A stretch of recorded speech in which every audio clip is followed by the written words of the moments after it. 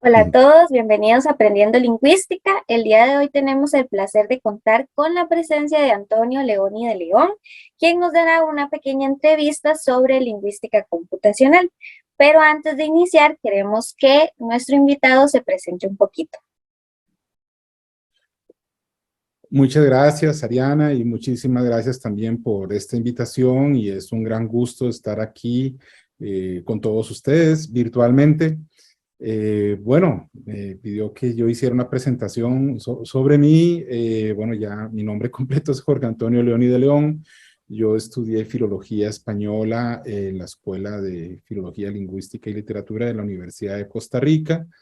Luego hice una maestría en lingüística, empecé la maestría en la Universidad de Costa Rica y terminé un posgrado en lingüística en la Universidad de Ginebra. Cuando hice esa maestría, regresé a Costa Rica y trabajé en la Universidad de Costa Rica y también trabajé en la Universidad Nacional. Más adelante tuve la oportunidad de realizar un doctorado con el apoyo de la Universidad de Costa Rica. El doctorado lo hice en la Universidad de Ginebra también y mi especialidad fue la lingüística computacional y se trató de un modelo de la fraseología del español. Ya cuando regresé, luego del doctorado, me incorporé a la Escuela de Filología, Lingüística y Literatura, donde he impartido cursos sobre sintaxis, sobre lingüística computacional, algo que también he hecho en el posgrado en lingüística de la Universidad de Costa Rica. También dirigí el posgrado en lingüística y actualmente soy el director del Instituto de Investigaciones Lingüísticas.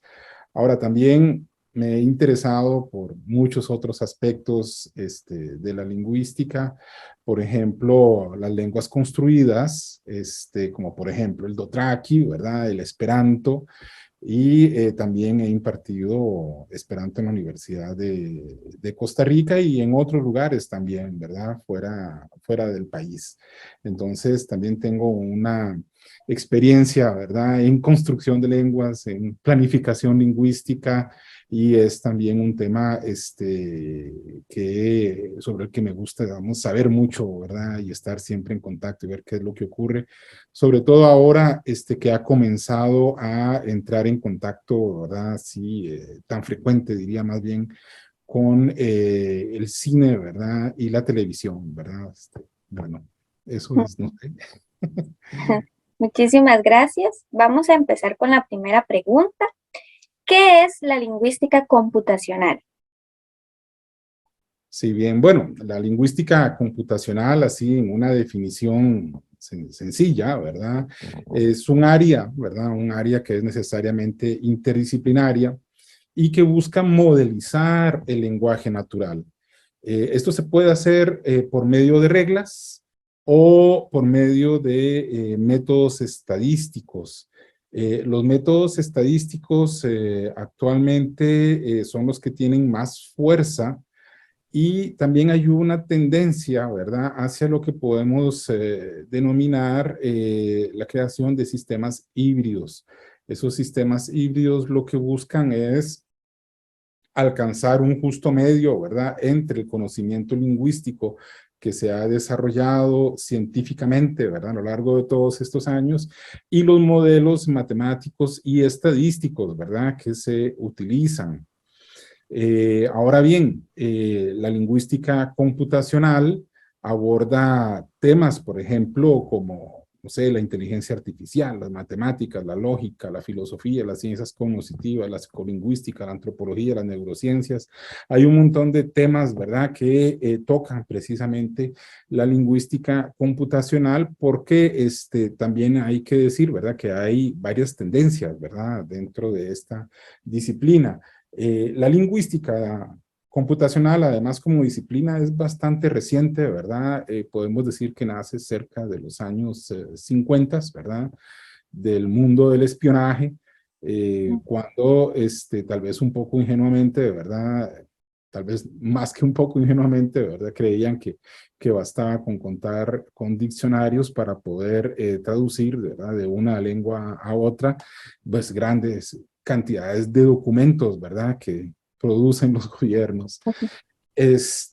Luego hubo, vamos a decir, un impasse, ¿verdad? De varios años, simplemente porque la capacidad de cálculo que había entonces no era suficiente para lo que realmente se debe hacer, ¿verdad? En el procesamiento del lenguaje natural. Es ya hacia finales, vamos a decir, de los 80s, ¿verdad? Y sobre todo en los 90s, cuando comienza, ¿verdad? Digamos, a crecer el interés en la lingüística computacional, porque precisamente una gran cantidad de algoritmos que se habían, digamos, desarrollado teóricamente ya podían ser implementados, ¿verdad? Y ya podían ser probados, ¿verdad? Con materiales del mundo real. Ahora bien, le salió un poco de las tendencias. Podemos decir que hay dos grandes tendencias dependiendo de cómo lo veamos.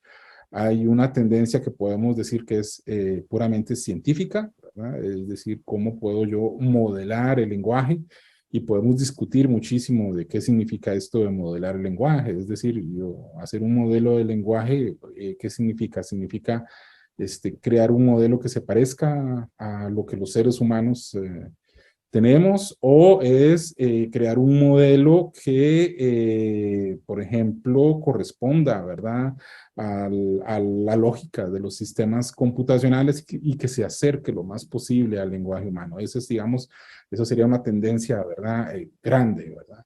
Hay otra, ¿verdad?, que es una tendencia industrial, que yo creo que es con la que el público generalmente está más familiarizado, y que busca resultados casi que inmediatos, ¿verdad? Con respecto a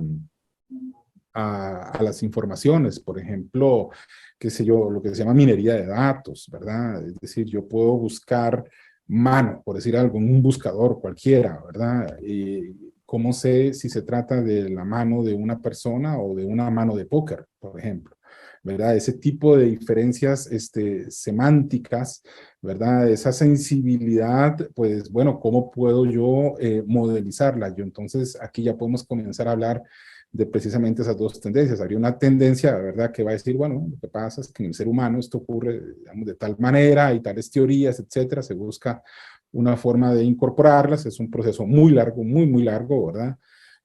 Con resultados no siempre, vamos a decir, felices, ¿verdad? Y en otras ocasiones sí, pero toma muchísimo tiempo. Y hay otros, digamos, que dicen, bueno, yo puedo hacer un modelo estadístico que me va a decir, por ejemplo, si se trata de una mano de póker o si se trata de la mano de un ser humano. En este último caso, por ejemplo, se puede calcular a qué léxico corresponde, vamos a decir, los vocablos, ¿verdad?, que están alrededor. Y entonces, por ejemplo, si están jugando de juego, están hablando de juegos de azar, entonces la probabilidad de que se trate de una mano de póker va a aumentar, ¿verdad?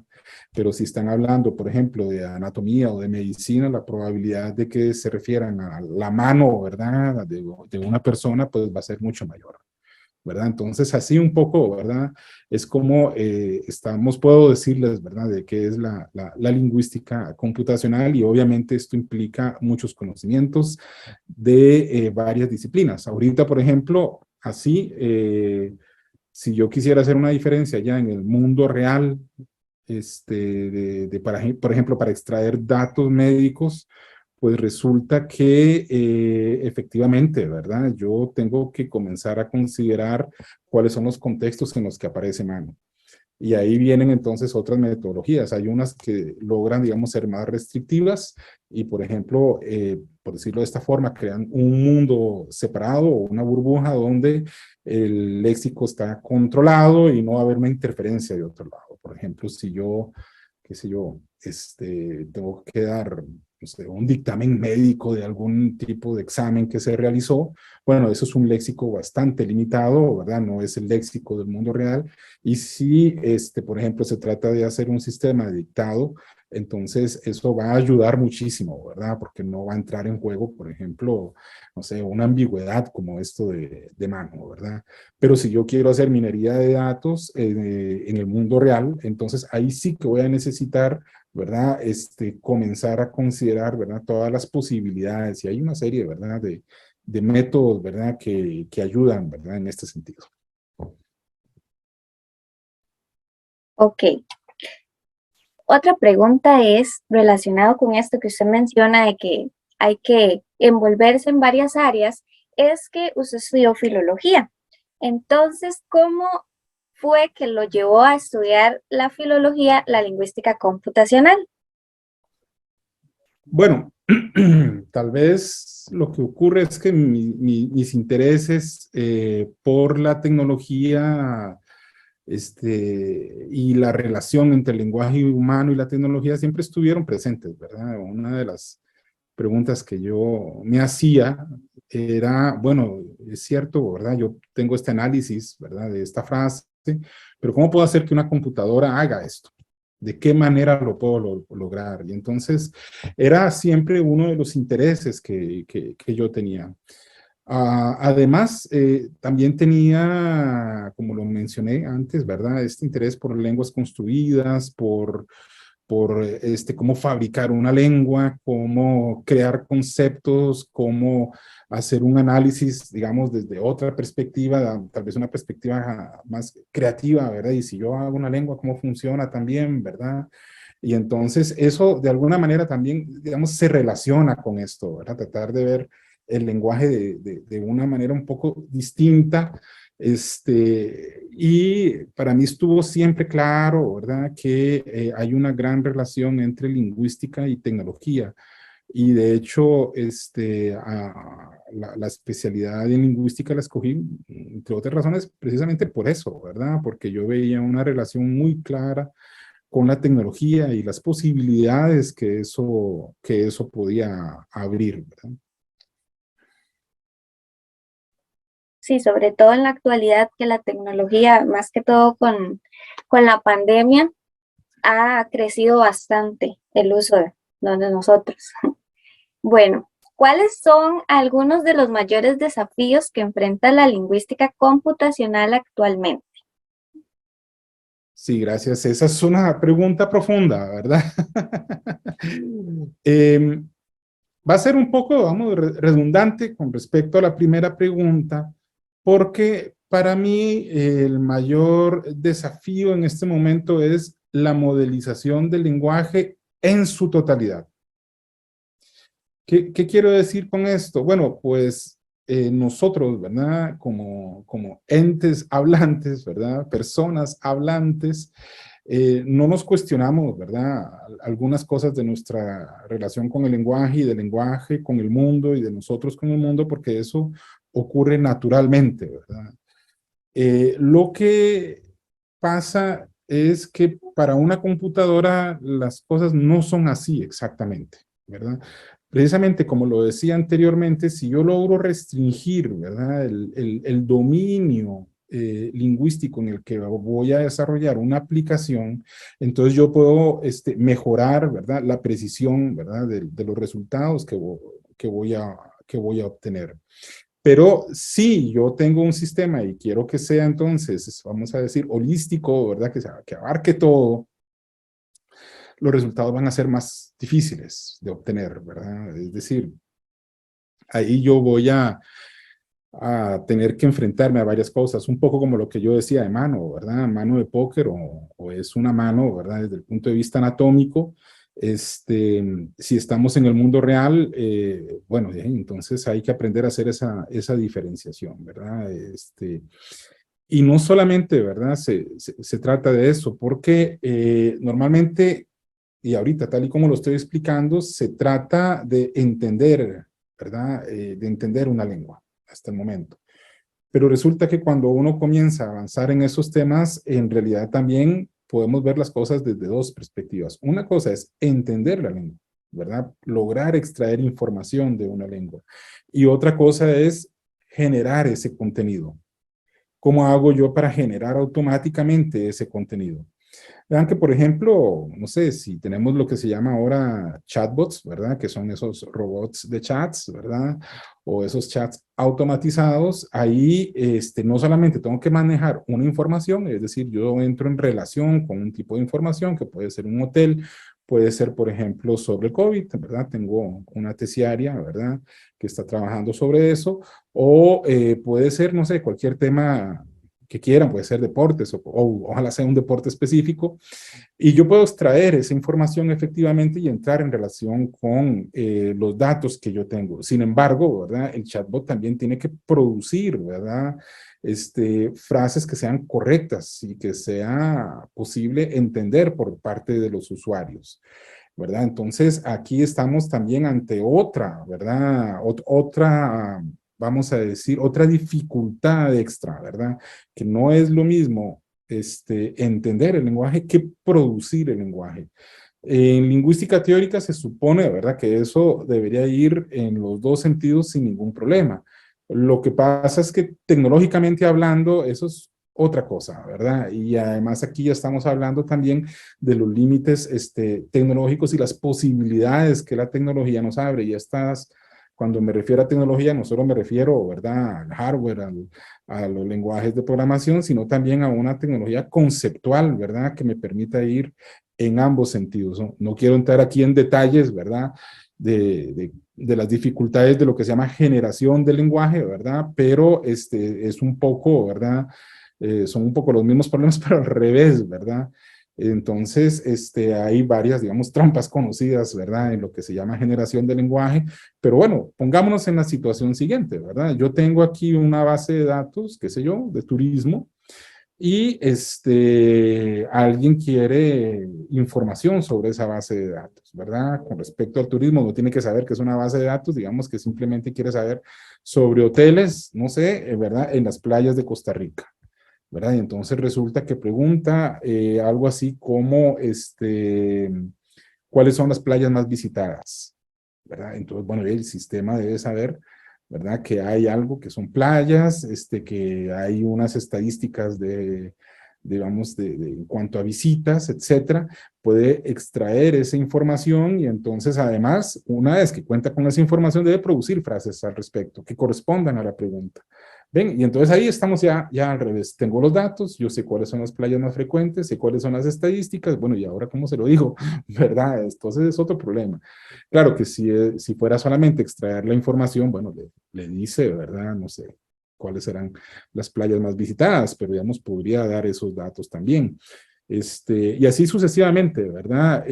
Resulta que cuando vamos creando sistemas y vamos agregando, ¿verdad?, una nueva posibilidad, la complejidad aumenta muchísimo.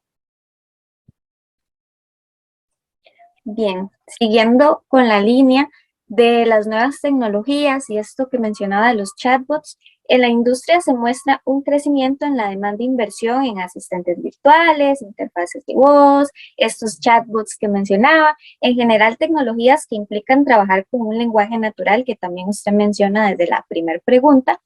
Y de cara a este escenario, ¿cuál es su estimación personal sobre el futuro de la lingüística computacional?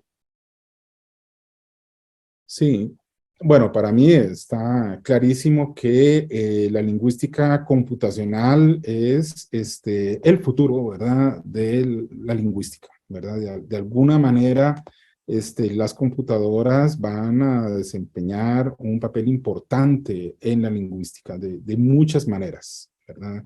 Ya sea en investigación, precisamente, o ya sea en la producción de aplicaciones, ¿verdad? Que no necesariamente tienen que ser comerciales, ¿verdad? Pueden ser también de otra índole, pueden ser de una índole meramente académica, pueden ser también de un interés cultural general, pueden ser, digamos, pueden tener en realidad, digamos, varias vertientes. Entonces yo sí le diría, efectivamente, el futuro de la lingüística pasa por la computación, pero no solo el futuro de la lingüística, ¿verdad? También el futuro en realidad de las humanidades, de alguna manera, va a estar en relación, ¿verdad?, con las computadoras y con las ciencias de la computación. Ya sea, ¿verdad?, que por ejemplo, puede haber comunidades, ¿verdad?, con lenguas minoritarias y que consideren, ¿verdad?, que hay un interés, ¿verdad?, en desarrollar algún tipo de aplicación, ¿verdad?, como una herramienta, ¿verdad?, entre otras, ¿verdad?, de revitalización lingüística. Eso es una posibilidad, hay gente que trabaja en eso. O también hay otras cosas en las que tal vez no pensamos tanto, pero las interfaces del lenguaje natural cada vez son más frecuentes, ¿verdad? Esto que estaba hablando de los chatbots, ¿verdad? Podría ser que en algún momento, de hecho estamos muy cerca de eso ya, ¿verdad? En algún momento le diga, bueno, hágame un depósito, ¿verdad? A tal cuenta, ¿verdad? Una cuestión así. Obviamente hay varios problemas de seguridad también que habría que superar y que garantizar, ¿verdad? Pero, digamos, de eso no estamos muy lejos, ¿verdad? Eso está ahí, de hecho, probablemente ya es posible, ¿verdad? Y la cuestión es si es posible y si es recomendable en este instante, ¿verdad? Eso es otro asunto. Pero sí, ¿verdad? Definitivamente la lingüística y la computación van a unirse, ¿verdad? Igual que lo está haciendo, digamos, en general el área de las humanidades, y esa evolución pues va a continuar, ¿verdad? Y también hay una razón, ¿verdad? Por ejemplo, no sé, hace no tantos años, quizás la capacidad, digamos, de procesamiento de datos, ¿verdad? Era sí, tal vez de unas cuantos cientos, ¿verdad? O miles de palabras. Y ahora, pues, qué sé yo, ahora estamos hablando de millones, ¿verdad? De cientos de millones. Recuerdo yo la anécdota, ¿verdad? No tengo el nombre, ¿verdad? Del filósofo, ¿verdad? Que fue invitado precisamente a un departamento de filosofía donde tenían un sistema, ¿verdad?, para interactuar con textos filosóficos, y él un poco como test les dijo, bueno, yo quiero saber, ¿verdad?, las menciones de Dios que hizo San Agustín, ¿verdad? Y le dio el número. Dijo, bueno, esa fue mi tesis, ¿verdad?, de doctorado hace ya 30, 40 años, ¿verdad? En aquel momento él había tenido que sentarse y comenzar, ¿verdad?, a extraer las menciones de Dios, ¿verdad?, en San Agustín, y obviamente hacer un análisis. Lo que pasa es que sentarse y extraerlo, ¿verdad?, tomó, ¿verdad?, su tiempo. En cambio que ahora, ¿verdad?, podemos extraerlas, cosa, digamos, de segundos o de minutos, y luego, ¿verdad? Entonces ya ahorramos un tiempo, y ese tiempo que nos hemos ahorrado lo podemos, ¿verdad?, utilizar para el análisis, ¿verdad? Eso es interesante. Y aquí hay también otra cosa que considerar, ¿verdad? Si yo digo, por ejemplo, las menciones de Dios en San Agustín, bueno, es que hay que ver también todas las formas bajo las cuales, ¿verdad?, es mencionado Dios, ¿verdad? Es decir, es bastante, ¿verdad? Imagínense que sea no sé, un texto también de otra índole, ¿verdad? Yo puedo decir, qué sé yo, gato, ¿verdad? Y siempre es gato, o a veces dicen menino, o a veces dicen, ¿verdad? Etcétera, etcétera.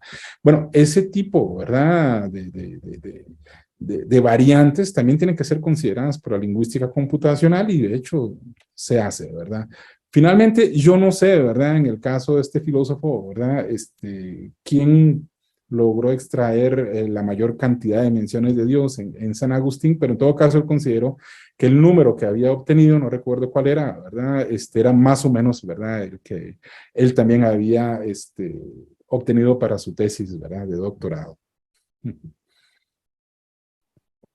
Bueno, y para finalizar, vamos de la mano también con esto que mencionaba de las humanidades.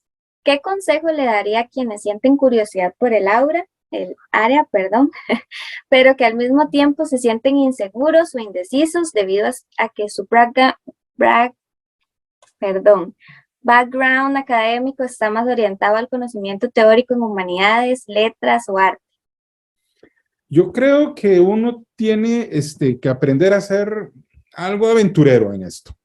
Es decir, y sobre todo alimentar una curiosidad constante. A mí también, digamos, así como estaba con todo esto que le decía de lenguas construidas y todo, también me interesaban los lenguajes de programación, y entonces también yo estaba interesado en saber cómo era que podía programar algo, ¿verdad? Y entonces Cuando empecé a hacer los primeros programas, ¿verdad? Yo estaba simplemente fascinado de que yo pudiera entonces, digamos, producir alguna frase, pudiera identificar algún dato y en realidad a la hora de llegar muchas veces eran problemas que yo mismo me planteaba y yo decía, bueno, ¿y cómo hago yo un programa para que haga esto?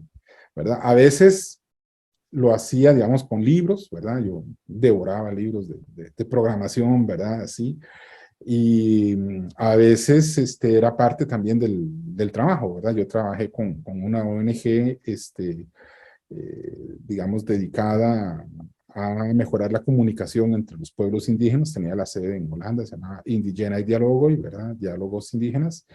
Y parte de mi labor en aquel momento era mantener el sitio web, ¿verdad? Estamos hablando de 1999 aproximadamente. Y ese sitio web estaba hecho con un lenguaje de programación que yo tuve que aprender. Y entonces ahí también, ¿verdad? Yo dije, mira, también puedo manipular, ¿verdad? Grandes cantidades de texto, ¿verdad? Puedo hacer cálculos, ya, no ya sobre números, sino sobre texto por medio de expresiones regulares. Eso a mí me fascinaba, ¿verdad? Y entonces yo digo, mira, tal vez yo puedo llegar y crear una expresión regular que haga esto, que haga lo otro, etcétera, ¿verdad? Siempre mantuve, ¿verdad? Una mente abierta. Yo creo que lo que hay que hacer es mantener una mente abierta y plantearse problemas y después buscar la solución a esos problemas, ¿verdad? En los términos en que uno, digamos, quiere resolverlos.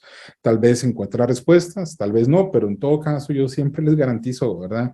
Que el camino que van a hacer para encontrar las respuestas va a ser muy rico, ¿verdad? Les va a producir también un conocimiento, ¿verdad? Que de otra forma no se habría obtenido. Personalmente, yo creo que la experiencia de aprender a programar es muy buena, es muy importante. Si tienen la oportunidad de hacerlo, ¿verdad? Háganlo. Y sobre todo, digamos, planteense proyectos personales, ¿verdad? ¿Y qué puedo hacer yo con esto? ¿Cómo hago yo, no sé, una página web donde alguien busque, no sé, puede ser algo sencillo, una palabra en un diccionario? O también hay un problema que yo les planteo a mis estudiantes en un curso que yo imparto a veces en la Escuela de Filología, tecnología y producción textual, y yo les digo, bueno, podemos obtener la hora por medio de la computadora. Hagamos que esa hora sea expresada en palabras y no en números, ¿verdad? Y entonces, claro, al principio uno dice, eso es fácil, son las 10:05. Bueno, ¿y qué pasa cuando es la 1? Entonces ahí ya no puedo decir, ¿verdad? Que son las 10, no, ahí es la 1, ¿verdad? Hay un asunto de plural y singular, y eso es un problemita, ¿verdad? Bien sencillo y es bien interesante también resolverlo, y después podemos ir complicándolo, ¿verdad? Cada vez más. Obviamente también, ¿verdad? Cuando uno lee, cuando uno, digamos, se empapa de otras áreas de las humanidades, también es bueno ver las cosas en el sentido, bueno, y de qué manera, qué sé yo, la tecnología podría ayudar acá. Y fíjese que no solo se trata de un asunto, digamos, práctico, ¿verdad? Sino que además puede ser práctico, ¿verdad? De la investigación, sino que también podemos abordarlo desde una perspectiva este, cultural bien interesante, ¿verdad? Creativa, ¿verdad? Yo recuerdo cuando llevé el posgrado en la Universidad de Ginebra, participé en un seminario, que allá dan seminarios, vamos a decir, facultativos que uno puede llevar, y llevé un seminario y yo cuando vi el título dije, yo tengo que llevar esto, ¿verdad? El seminario se titulaba Literatura Informática. Y entonces ese es otro mundo, no voy a discutir sobre eso ahora, ¿verdad? Pero, bueno, resulta que en efecto hay gente que escribe programas como poemas, y hay gente que lee los programas como poemas, y luego eso se divide entre, digamos, los programas que no hacen nada y los programas que sí hacen algo, y eso se va complicando, porque también luego va involucrando los algoritmos, y luego va involucrando también el hardware, y cómo eso se interrelaciona con el mundo, ¿verdad? Y es, digamos, toda una tendencia que ahora más bien es bastante frecuente, ¿verdad? Ahora ver esa interacción, ¿verdad? entre tecnología y arte, ¿verdad? Es más frecuente que hace, digamos, vamos a decir 20, 25 años. Sin embargo, ¿verdad? Todavía hay un gran camino que hacer, ¿verdad? Podemos preguntarnos, bueno, ¿y cómo puedo incorporar yo el lenguaje en esto? ¿Verdad? ¿Cómo puedo hacerlo? Hay gente que se dedica a crear sistemas que producen poesía, digamos, vamos a decir, poesía automatizada, ¿verdad? ¿Cómo hago yo para que mi sistema no produzca siempre el mismo poema? Eso es un problema interesante, porque si yo tengo esto, ¿verdad? Y yo hice mi algoritmo para hacer poesía, ¿verdad? ¿Y cómo hago yo para que no me produzca siempre el mismo poema, verdad? Eso hay que verlo, ¿verdad? ¿De dónde se alimenta esto? Y ahorita, ¿verdad? Con los temas de la pintura y todo esto está tomando, ¿verdad? Una gran fuerza, ¿verdad? Obviamente ahí hay que darle ciertas instrucciones también, ¿verdad? Para que lo haga. Pero aquí, digamos, lo que estoy diciendo es, bueno, veamos cómo se incorpora la tecnología en esto, ya sea, ¿verdad? Para, no sé, abarcar más datos, tal vez se pueda hacer mejor, tal vez no, ¿verdad? No lo sé, para, no sé, hacer algo nuevo, ¿verdad? También. Y yo creo que también hay que mantener la mente abierta y un interés por todo, ¿verdad? Yo siempre he tenido ese interés por absolutamente todo y ver de qué manera las cosas, ¿verdad? Pueden estar relacionadas. Y sobre todo después uno termina viendo, ¿verdad? Que cosas que uno creía que no tenían relación están íntimamente relacionadas, porque todo termina relacionándose con todo de alguna manera. En una ocasión fui invitado a un instituto de astrofísica en México para impartir una charla, ¿verdad? Sobre lingüística computacional y yo me acuerdo que yo comencé la charla diciendo, bueno, algunos podrán sorprenderse de que inviten a un lingüista a impartir una charla aquí, ¿verdad? En este instituto de astrofísica. Y digo, pero a mí eso no me sorprende, les digo, porque el lenguaje al fin y al cabo también es un fenómeno cósmico. Y entonces se rieron, ¿verdad? Y bueno, estaban de acuerdo, por supuesto, pero no lo habían visto, ¿verdad? Desde esa perspectiva. Sí, esto es sumamente importante porque muchas personas creerían que las tecnologías o la computación está completamente desligada de lo que son humanidades, letras, arte, porque desde la historia se han trabajado desde ámbitos completamente separados, pero ahora estamos en una era donde prácticamente todo es digital, entonces hay que ir tomando como estas cositas que van uniendo todas las áreas académicas que podamos trabajar y que necesitan ser trabajadas. Sí, sí, muy bien dicho. Sí, en efecto. Bueno, muchísimas gracias. Para Aprendiendo Lingüística es un honor que personas se sumen a darnos entrevistas y hablen sobre sus respectivas áreas laborales y académicas. Tal vez en algún momento nos pueda hablar del Doraki. Aquí, sí, tal vez. Y bueno, es un placer para mí haberle hecho esta entrevista a usted. No, muchísimas gracias más bien por la invitación y es un gran gusto, ¿verdad? Encontrarnos aquí en estos medios virtuales, ¿verdad? Y bueno, algún día tal vez podamos vernos personalmente, ¿verdad? Porque ahora ya estamos entrando también en una nueva época donde las actividades son híbridas. Sí, Bueno, muchísimas gracias, ¿eh? muchísimas gracias. Hasta luego.